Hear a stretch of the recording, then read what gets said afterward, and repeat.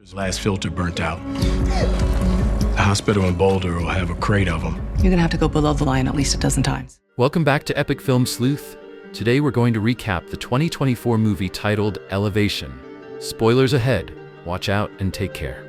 The story begins with an eerie and haunting voice narrating the catastrophic collapse of human civilization. Gigantic shrink holes started to appear mysteriously across the globe, releasing terrifying entities known as Reapers. These monstrous beings, with glowing red eyes and grotesquely twisted limbs, unleashed unparalleled destruction, wiping out 9% of the human population within just a few weeks. Humanity's greatest weapons and strategies proved utterly ineffective against these creatures. Just when extinction seemed inevitable, humanity made a crucial discovery. The Reapers were incapable of ascending above 8,000 feet. This altitude limitation became the thin lifeline for survival. Fleeing to the mountains, the survivors carved out a precarious existence in high-altitude safe zones. The story, titled Elevation, picks up 3 years after this apocalyptic invasion. Hunter, an adventurous and curious young boy named Hunter, is introduced as he gazes out over his mountain village from a hillside. Despite his father's stern warnings, Hunter cannot resist the allure of the world below the critical 8,000-foot boundary. He ventures down to play with his friends, their carefree laughter echoing in the thin mountain air. Suddenly, their joy is shattered as a massive shadow looms over them. Hunter turns and freezes in terror as a Reaper, its glowing eyes fixed intently on him, emerges from the forest. With his heart pounding, Hunter sprints uphill as fast as he can. The Reaper gives chase, but halts abruptly at the invisible altitude barrier, snarling and retreating in frustration. Its sinister gaze lingers on Hunter before it vanishes back into the woods. Breathless and visibly shaken, Hunter returns to his village, Lost Girl's Refuge, which is perched safely at 8,469 feet above sea level. His father, Will, scolds him harshly for breaking the rules, his voice trembling with a mix of fear and anger. Life at such high altitudes is already a struggle for Hunter, who suffers from asthma, and Will's frustration stems from his deep love and concern for his son's safety. Despite the dangers, Hunter's adventurous spirit remains undeterred. He dreams of freedom beyond the confines of their sanctuary, yearning for a life unshackled by fear. Lost Girl's Refuge is one of humanity's last strongholds, home to 193 survivors who work tirelessly to sustain their fragile community. Every person has a role, from tending crops in rocky soil to scavenging for supplies in abandoned lowland areas. Hunter and his best friend, Katie, are part of the hunting team tasked with foraging and setting traps in the surrounding forests. Will often worries about Hunter's reckless nature, while Katie defends her friend, saying, "He's growing up, Will." These hills feel like a prison to him. Sooner or later, we'll have to face the Reapers head-on. We need to be ready. Meanwhile, Nina, the village's brilliant yet perpetually exhausted scientist, works relentlessly in her makeshift laboratory. Her goal is to develop a weapon capable of defeating the Reapers. Test after test ends in failure, as her bullets shatter uselessly against the creature's seemingly impenetrable exoskeletons. Despite her mounting frustration and the pressure to succeed, Nina refuses to give up, knowing the survival of her community, and possibly the entire human race, depends on her work. One evening, a dire crisis unfolds. Hunter's oxygen filter runs out. Will hurriedly replaces it with their last spare, but the grim reality sets in. There are no backups left. Without a new filter, Hunter's asthma will make survival impossible. The nearest supply is located in the ruins of Boulder Hospital, far below the safe altitude at 6,000 feet. Determined to save his son, Will resolves to undertake the dangerous mission himself. On Hunter's birthday, Will surprises him with a rare and precious treat, a bowl of mac and cheese, a nostalgic reminder of life before the Reapers. Later, he confides in Katie about his plan to retrieve the oxygen filters. Katie, unwilling to let him face such peril alone, insists on accompanying him. Together, they approach Nina for help. That night, Will begins preparing for the dangerous journey ahead. He studies maps, charts their route, and plans the next steps. With his son's life hanging in the balance, he knows he needs help. Next, he visits to approaches Nina, the only survivor of the previous mission to hunt the Reapers. Will reminds her that she was with his wife, Tara, and the rest of the team when they went to face the creatures. Of the 50 people who were killed, Nina was the only one to return. Will's voice is filled with desperation as he asks for her help. He admits that he understands it's wrong to ask, but this is for his son's life. Nina listens, her face hardening as she recalls the horrors of that day. She tells Will that these creatures are unlike anything humanity has ever faced.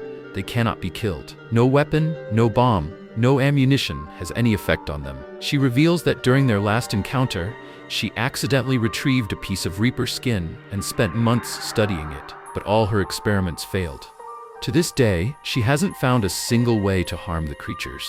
For her, the idea of going below 8,000 feet to confront them is more than just dangerous. It feels like an invitation to death. But Nina doesn't turn Will away entirely. She agrees to help, but not by fighting the Reapers.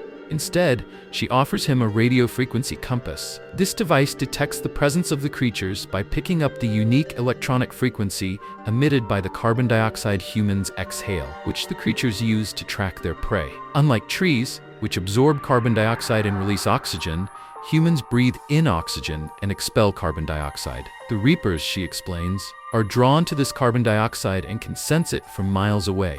The compass will help them avoid the creature's path, though it offers no protection against them once they are close. Will listens carefully, understanding that this is their only hope. With the compass in hand, he prepares for the treacherous journey, knowing the risk is high, but it's a risk he must take to save his son. At dawn, Will, Katie, and Nina embark on their treacherous journey, armed with limited supplies and rudimentary weapons. Using the compass, they navigate carefully, avoiding Reaper patrols as they descend into dangerous lower altitudes. Along the way, they pass through an abandoned battlefield littered with charred tanks, shattered aircraft, and broken weapons.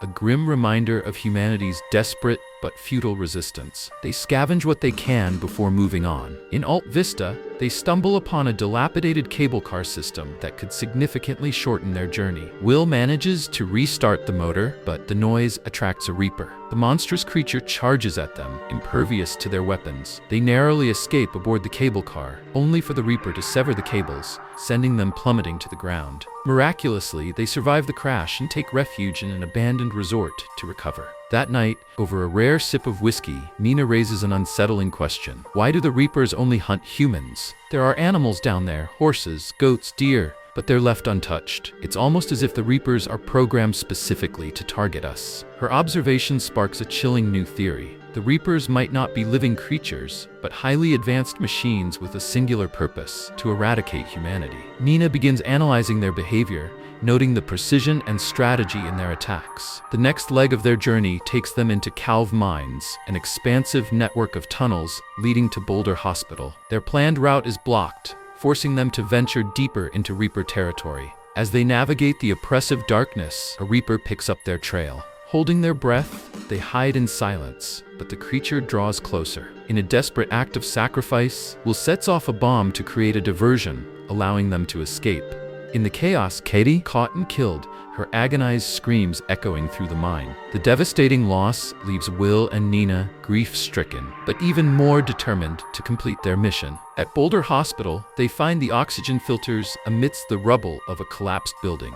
The scene is a grim reminder of humanity's final desperate days. Toppled walls, abandoned medical equipment, and skeletal remains. As they prepare to leave, a Reaper ambushes them. Thinking quickly, Will lures the creature toward an oxygen cylinder and shoots it, causing a massive explosion that forces the Reaper to retreat. During their escape, they stumble upon a factory producing cobalt supercells, a powerful energy source. Nina hypothesizes that an electric charge might disrupt the Reaper's systems. She modifies her bullets with the supercells and successfully disables a Reaper, confirming their mechanical nature. With the oxygen filters secured, Will and Nina race back to the village, pursued relentlessly by Reapers. At 7,995 feet, one of the creatures closes in. Just as all hope seems lost, Nina fires her modified weapon, destroying the Reaper in a brilliant surge of energy. They reach the village just in time to save Hunter. Overwhelmed with relief, Will embraces his son tightly. "We know how to fight them now," he whispers, his voice filled with determination.